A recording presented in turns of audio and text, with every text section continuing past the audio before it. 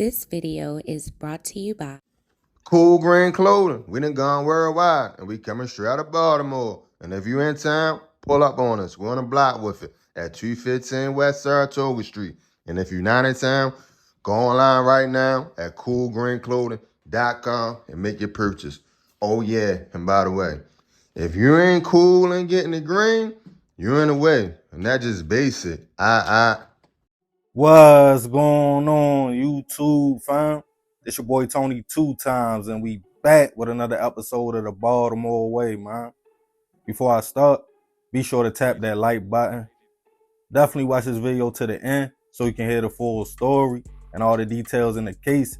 For my day one fam, y'all already know it's all love. Thanks for tuning back into another episode. If you're new to the channel and you feeling the content, feel free to subscribe. Definitely hit the notification bell so you can be notified every time we drop a new video. Oh yeah, feel free to share the channel with your peoples. Everybody is welcome. With that being said, let's get right into the story. In different environments all over the world, people have multiple ways they choose to live, make money, and survive. The most common is the working man or woman. They wake up every day, punch a clock to earn an honest paycheck. They don't have to look over their shoulders or worry about going to jail. They usually are safe and out the way. Then you have the hustler. That's a person, no matter what they have to do to stay afloat, they will. Deliver food for DoorDash, sell grass on the side, start a t-shirt business, whatever to feed their family.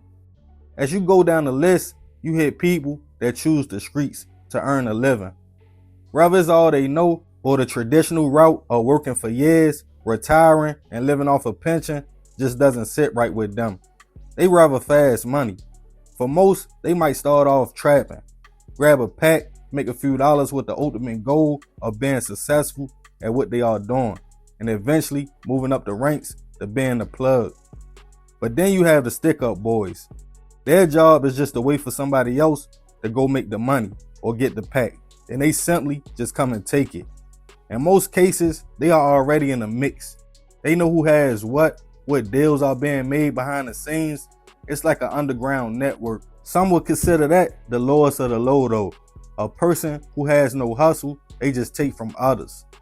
In a stick-up kid's mind, when he goes on a move, the goal is supposed to be simple.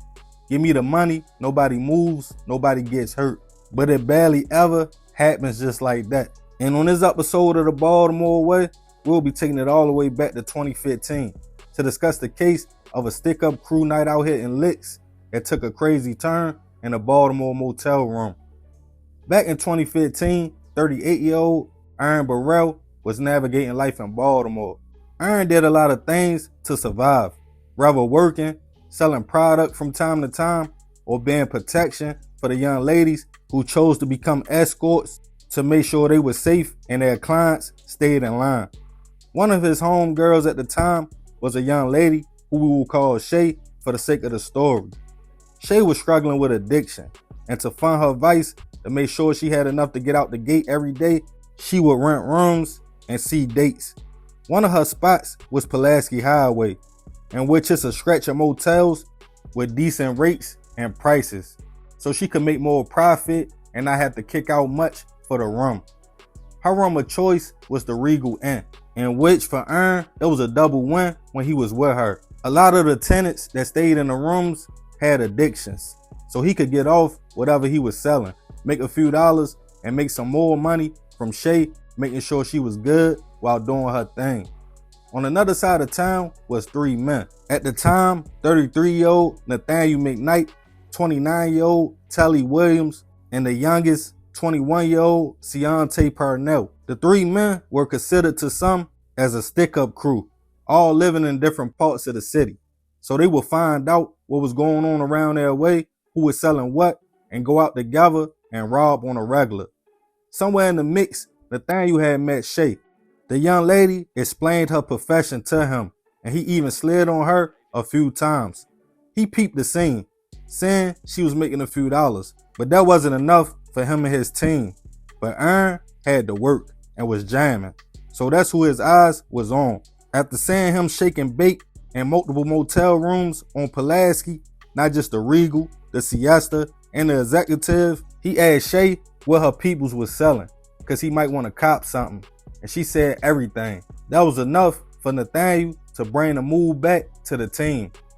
In the early morning hours of January 25th, 2015, Nathaniel requested to meet up with Shay.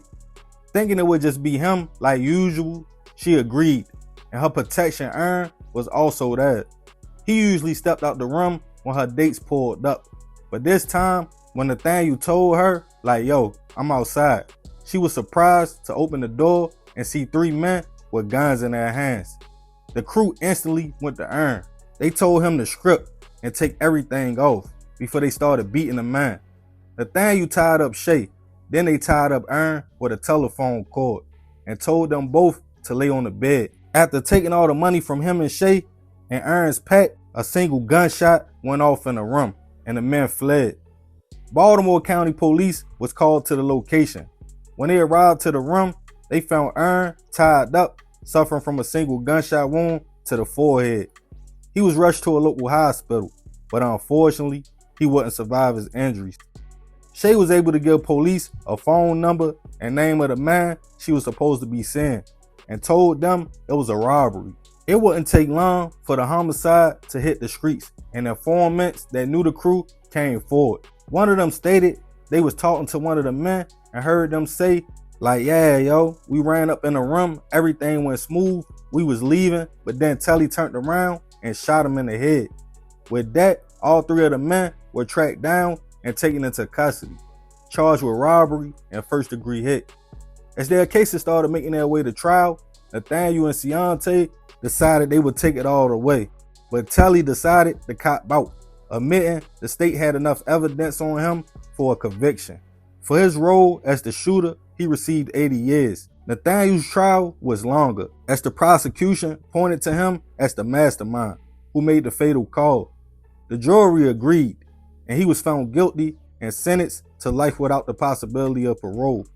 Ciante was also found guilty on first-degree hit, but during my research, I couldn't find out how much time he received. Rest in peace to Earn. I send my prayers and condolences to his family. That's the thing about the streets. Even if you are just trying to hustle, stay low, out the way, under the radar, it's wolves out there. And when you catch their attention, it's hard to shake it. As far as the crew, I know Nathaniel and Ciante probably ask themselves every day while sitting in that cell, like, yo, why bro shoot?